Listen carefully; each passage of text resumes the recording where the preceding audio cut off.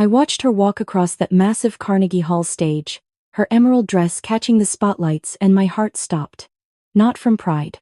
Not yet. From the realization that the man sitting 3 rows ahead of me, the one who'd checked his phone twice during the opening piece, was about to see what I'd seen every day for the past 12 years. His daughter. Our daughter. Emma settled at the Steinway, adjusted the bench with that precise movement she'd perfected, and tucked a strand of dark hair behind her ear. The same gesture her father used to make during his client presentations. Back when I still called him my husband. Michael's head lifted. I saw it happen. The recognition flickering across his face as the spotlight found Emma's profile. The same sharp jawline. The same focused intensity in her eyes. I smiled. 13 years ago, I thought my life had ended in a conference room at Patterson & Stern, one of Manhattan's most prestigious investment firms. That's where Michael worked. Where we'd met, actually, when I was 26 and stupid enough to think the handsome senior analyst who chatted with the IT support girl was somehow different from the other entitled jerks in expensive suits. "Sarah, we need to talk." He'd said it exactly like that. 4 words. Couldn't even come up with original ones. We were sitting in our Tribeca apartment, the one his signing bonus had paid for. I was 29. We'd been married for 3 years. I'd just been promoted to senior developer at my startup. "You're not happy," he continued, which was rich considering I'd spent the last 6 months pretending not to notice the late nights that smelled wrong, the sudden need for weekend team-building trips. "I'm working hard," I said carefully. "We both are. That's the problem." Michael set down his scotch. Always scotch. Always exactly 2 fingers. "When we got married, I thought you'd mature into the role. But you're more focused on code than on building a home. On becoming a mother. The role. Like I'd auditioned for a part in his perfect life story. We never discussed me quitting my job. We didn't need to discuss it. It's natural. My mother did it. Every successful man's wife does it. But you." He gestured at my laptop, still open on the kitchen counter, code scrolling across the screen. "You're more interested in being one of the guys at your little startup than in being a woman." "Excuse me?" "You know what I mean. You dress like you're going to a hackathon. You talk about frameworks and algorithms at dinner parties. My partner's wives have asked me if you're even interested in starting a family." My hands had gone cold. "Did you tell them we've been trying for a year?" "That's private. And honestly, Sarah, maybe it's for the best. You're not maternal. You're too analytical. Too hard. A child needs a mother who's warm, nurturing. Someone who can create a home, not someone who's always chasing the next project deadline." I should have thrown him out right then. Should have said 1,000 cutting things. Instead, I asked, "Is there someone else?" His pause told me everything. "Vanessa works in marketing at the firm. She's different. She gets it. Gets what a partnership requires. What a family needs." Vanessa. 24. Blonde. I'd met her at the Christmas party. She'd complimented my quirky glasses and asked if I'd considered contacts. The divorce took 6 weeks. Fast by New York standards. Michael's lawyer was efficient.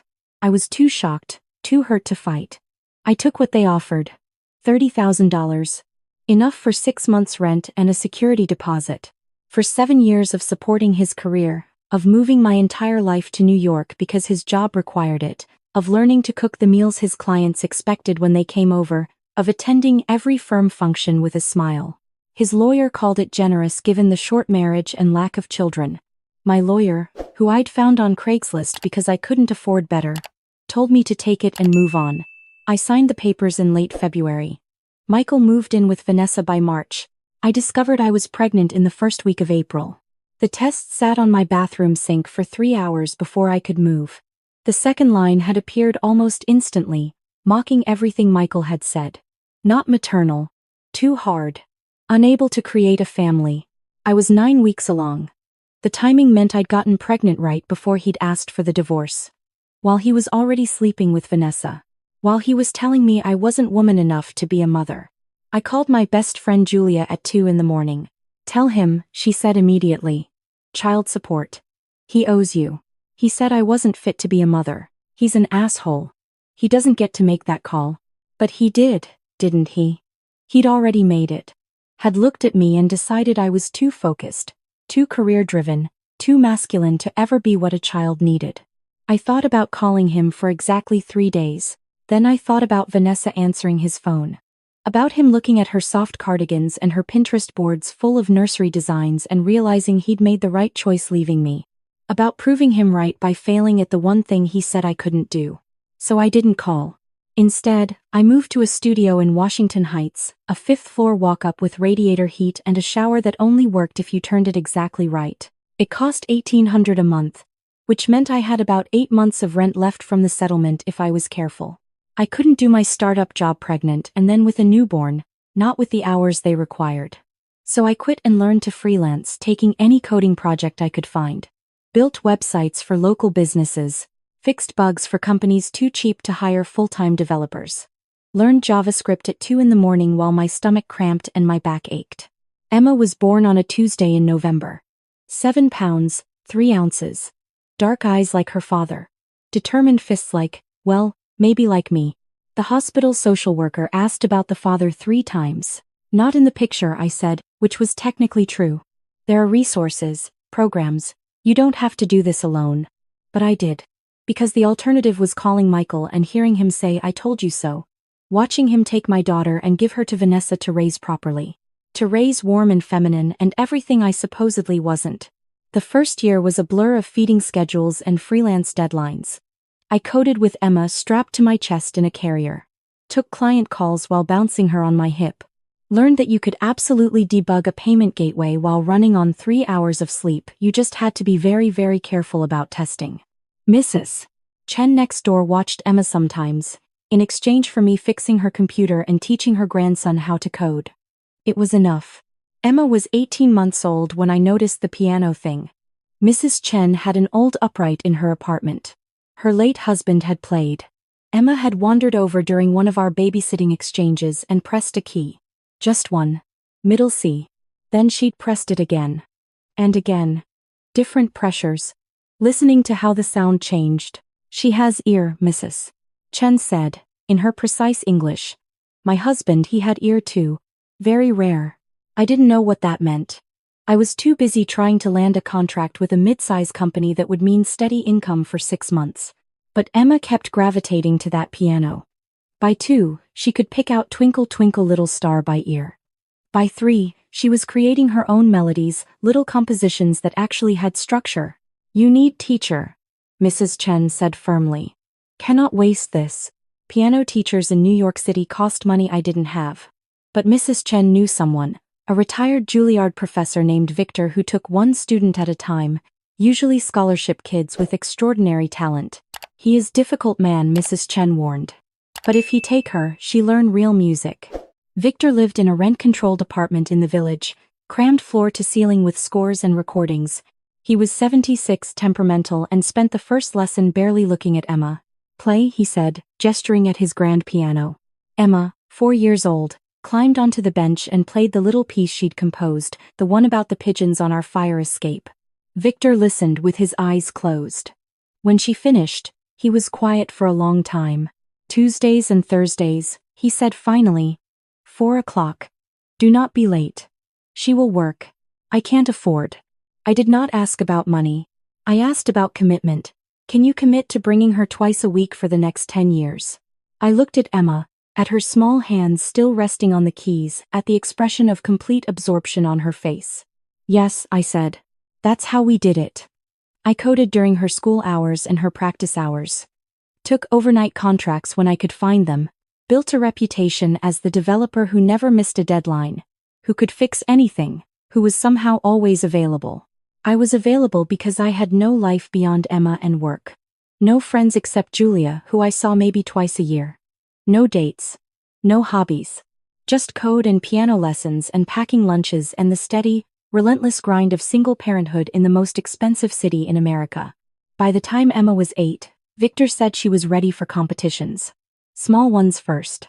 Local performance awards. She won them all. She needs conservatory training, Victor told me. Or private school with serious music program. Public school is not enough. I looked at the tuition numbers for the schools he suggested and laughed. Then I cried in the bathroom after Emma went to bed. But Victor had connections. He got Emma a scholarship to Pennington Academy, a private school on the Upper East Side where the other parents drove Range Rovers and had second homes in the Hamptons. I dropped her off that first day in my 10-year-old Honda, wearing jeans and my favorite Star Wars t-shirt, and watched the other mothers in their Lululemon and designer bags exchange glances. Emma didn't care. She had music. Meanwhile, my freelance work had evolved. I wasn't just fixing bugs anymore. I was architecting systems. One of my clients, impressed with a platform I'd built, offered me a full-time position as their CTO. "You're wasted as a freelancer," he said. "Come build something real with us." The salary was good. The equity was better. More importantly, it had structure. Set hours. Health insurance. The ability to occasionally take a sick day without panic. I took the job when Emma was 9. By the time she was 10, the company had grown enough that my equity was worth something. Not millions, but enough that I could breathe.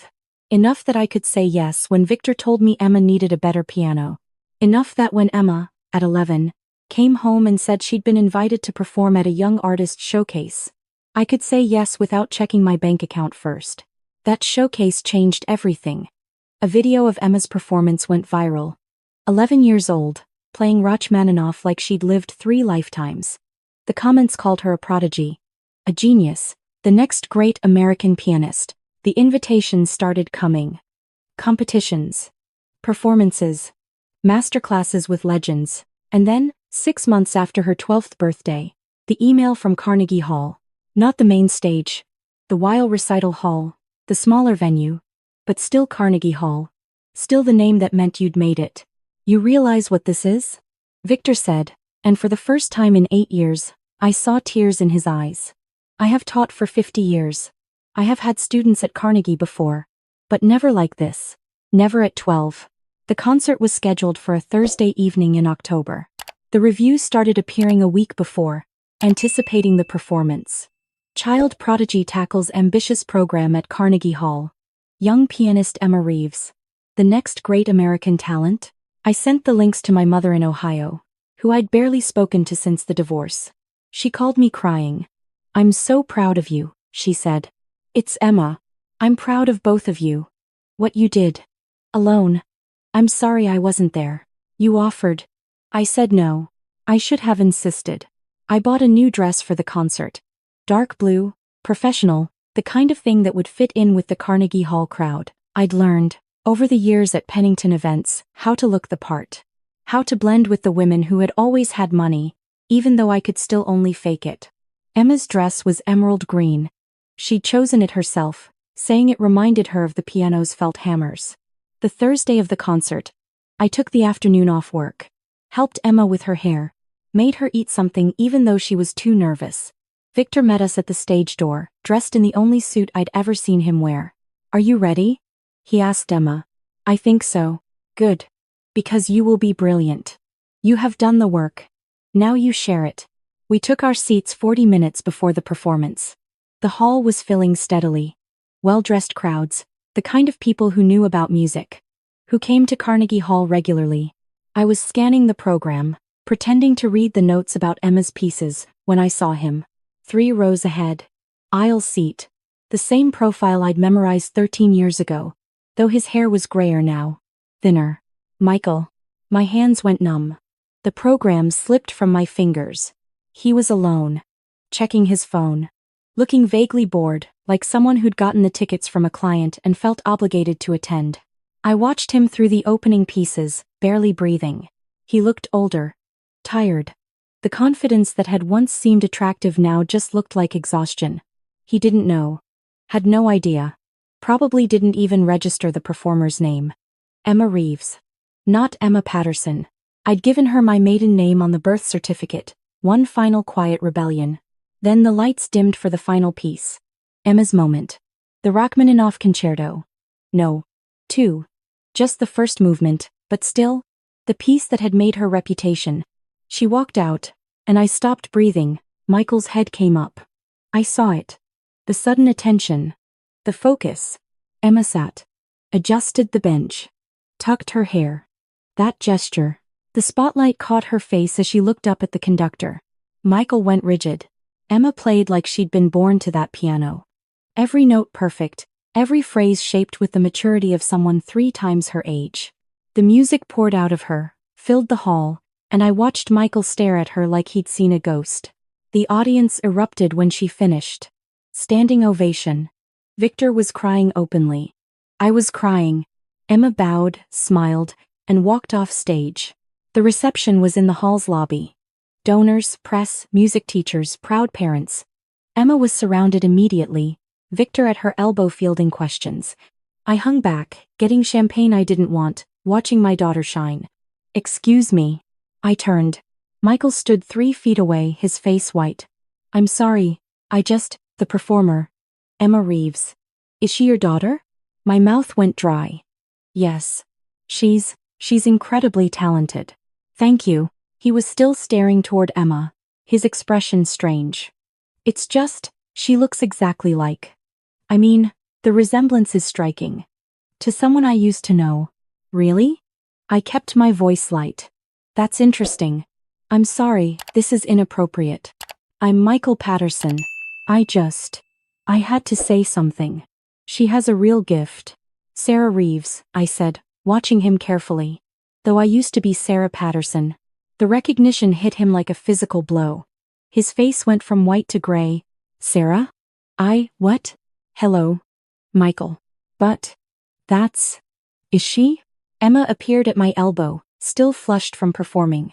Mom, Victor says there's someone from Juilliard who wants to meet me. Mom. Michael stared at her. At me. At her again. Emma, this is an old friend, I said quietly. Michael Patterson. He wanted to compliment your performance. Thank you, Emma said politely, already turning away. Mom, can we? Go ahead. I'll catch up. She disappeared back into the crowd. Michael hadn't moved.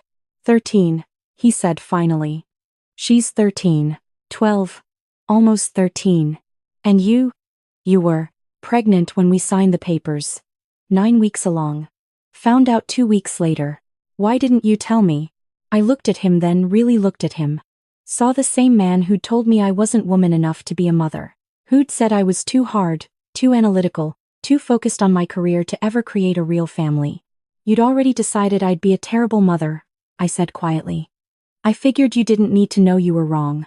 Sarah, I had a right. You had a right to nothing. You walked away. Said I was unfit. That I wasn't maternal enough. Remember? His mouth worked silently. I would have. Child support. I could have helped. With what? The words came out sharper than I intended. Your investment banking salary? The one that crashed when your firm went under in 2015? Oh yes, I kept track. Patterson and Stern dissolved. You ended up at a smaller firm for half the pay. Vanessa left you in 2017 when your bonuses stopped. You're working at Richmond Associates now, barely making what you made when we met. His face had gone completely bloodless. How do you? Because I'm an analytical woman who's good with data. And because I needed to make sure you weren't going to randomly show up in our lives. Our lives? God. I have a daughter. You have a child you've never met. I have a daughter I've raised for 12 years. There's a difference. Sarah, please. I was young.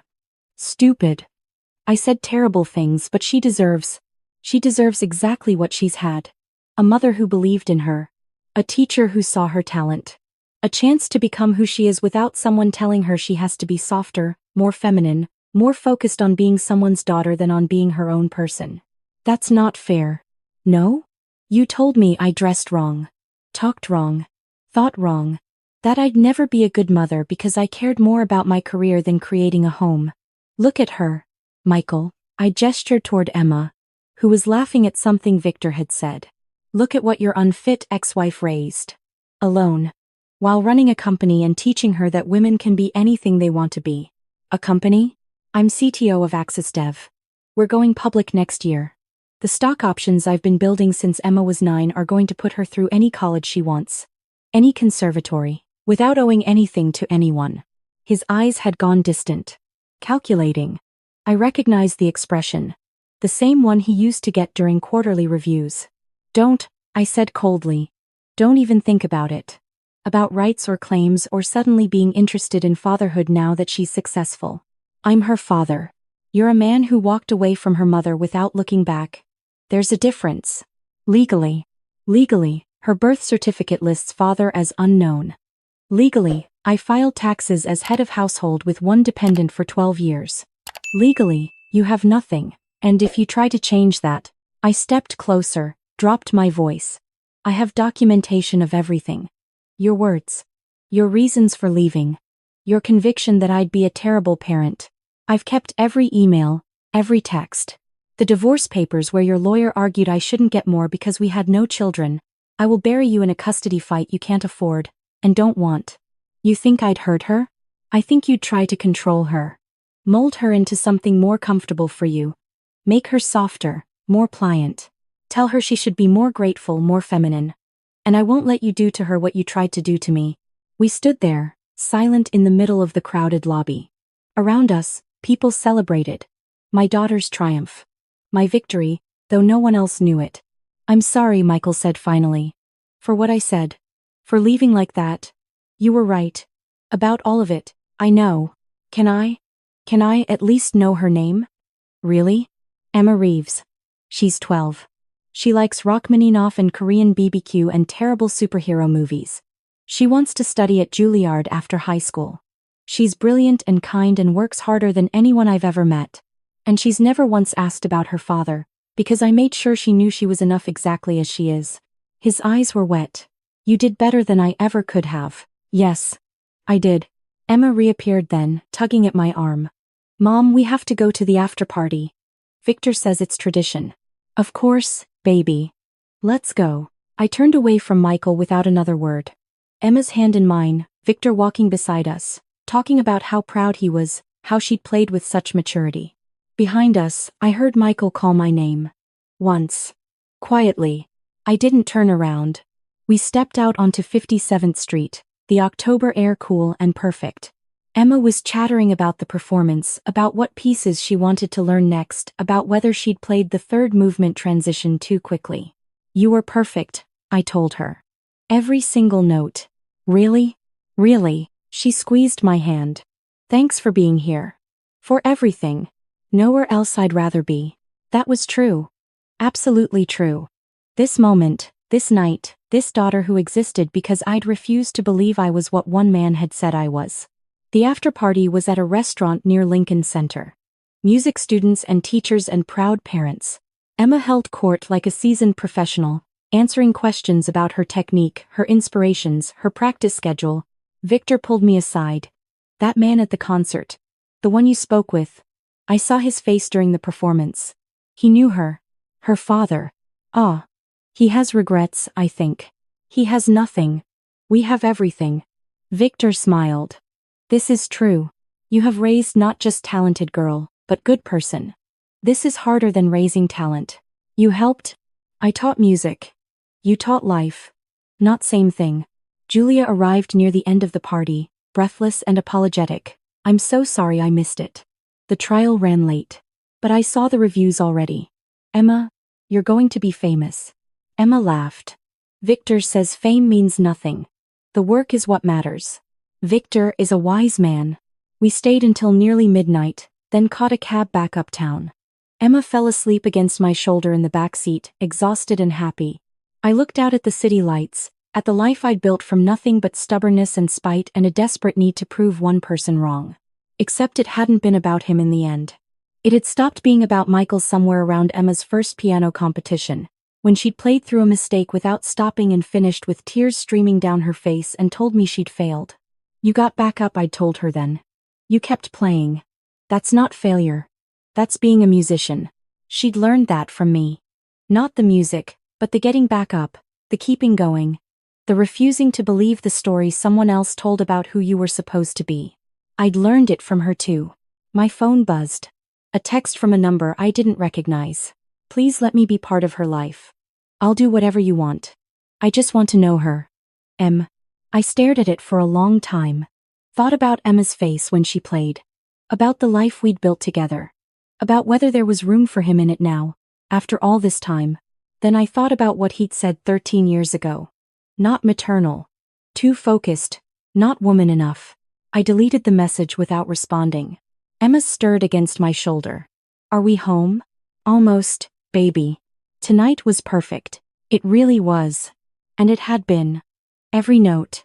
Every moment. Every year of struggle that had led to this. Perfect.